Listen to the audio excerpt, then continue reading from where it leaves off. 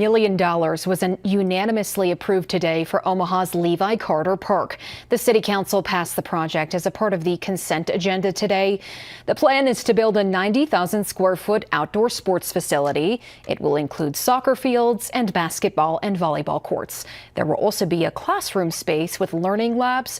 The funding is from 2 grants, including COVID-19 recovery funding and the North Omaha Recovery Grants Project.